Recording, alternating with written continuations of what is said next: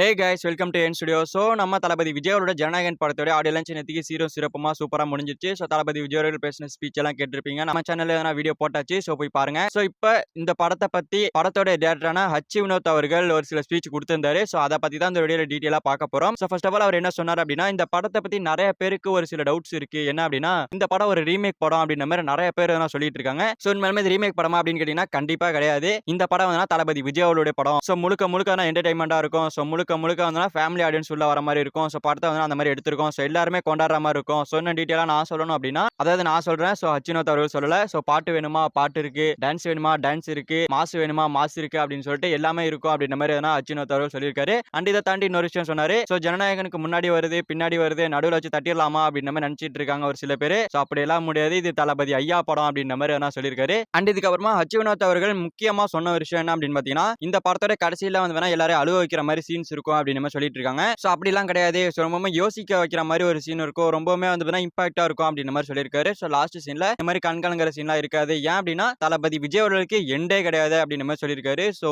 இதுக்கு என்ன சொல்றதுன்னு எனக்கு தெரியல. சோ அந்த அளவுக்கு வந்து சொல்லியிருக்காரு. சோ செம்மையா இருந்துச்சு அந்த ஒரு ஸ்பீச். சோ ஹச்சினோத் அவர்கள் சம்பவம் பண்ணி விட்டாரு. சோ ஃபேன்ஸ் அரங்கத்தை அதிர விட்டுட்டாங்கன்னு தான் சொல்லணும். சோ கத்தி வெறித்தனம் பண்ணிட்டாங்க. சோ நிறைய பேர் சோசியல் மீடியாஸ்ல தான் சொல்லிட்டு இருந்தாங்க. லாஸ்ட்ல வந்து பாத்தீங்கன்னா துப்பாக்கி படத்துல எப்படி கண்கலங்கி போற மாதிரி, அண்ட் இதுக்கு அப்புறமா கத்தி படத்துல கண்கலங்கி போற மாதிரி இருந்துச்சு. சோ அது மாதிரி இதுலயே வந்து பாத்தீங்கன்னா லாஸ்ட் படம் அப்படின்றனால ட்ரிபியூட் வீடியோ இருக்கும். ஸோ ரொம்பவே கண்கலங்கிற மாதிரி எமோஷனலா இருக்கும் அப்படின்னு நம்ம சொல்லிட்டு இருந்தாங்க. பட் அது கிடையாது அப்படின்னு சொல்லிட்டு ஹச்சினோத் அவர்கள் உடச்சு சொல்லியிருக்காரு. ஸோ வெயிட் பண்ணி பார்க்கலாம் படத்துல என்ன மாதிரி லாஸ்ட் சீன் இருக்க போகுது அப்படின்னு சொல்லிட்டு. ஸோ அந்த அளவுக்கு ஹச்சினோத் அவர்கள் கம்மியா பேசினதே மாசா பேசி விட்டாரு. ஸோ ஹச்சினோத் அவர்களை பத்தி தெரியும், கம்மியா தான் பேசுவாரு, பட் மாஸ் சம்பவம் பண்ணுவாரு. ஸோ வெயிட் பண்ணி பார்க்கலாம். பார்க்கறதுக்கு அமைதியா தான் இருப்பாரு, போட்டோ சொல்லலாம், பட் ஆனா சம்பவம்ன்றது நிறைய இருக்கும். ஸோ அந்த வகையில ஜனநாயகன் படத்தை வெயிட் பண்ணி பார்க்கலாம். ஸோ அவ்வளவுதான் ஹச்சினோத் அவர்கள் பேசினது. ஸோ இந்த படம் ரீமேக்கா அப்படின்னு சொல்லிட்டு என்கிட்ட கேட்டிங்க அப்படின்னா நிறைய பேர் அப்படிதான் சொல்றாங்க சோசியல் மீடியாஸ்ல. ஸோ இப்போ தேர்ட் சிங்கிள் ரிலீஸ் பண்ணாங்க இல்லையா, ஸோ ஒரு சாங் செல்ல மகளே அப்படின்னு சொல்லிட்டு. ஸோ இதே மாதிரி பகவான் கேசரி படத்துலயும் ஒரு சில சீன்ஸ் இருக்கு. இது மட்டும் இல்லாம போஸ்டர்லயும் வந்து பகவான் கேசரி ரீமேக்ன்றதுக்கு ஆதாரம் இருக்குது அப்படின்னு சொல்லிட்டு நிறைய பேர் சோசியல் மீடியாஸ்ல சொல்லிட்டு இருக்காங்க. ஸோ எனக்கு என்ன தோணுது அப்படின்னா,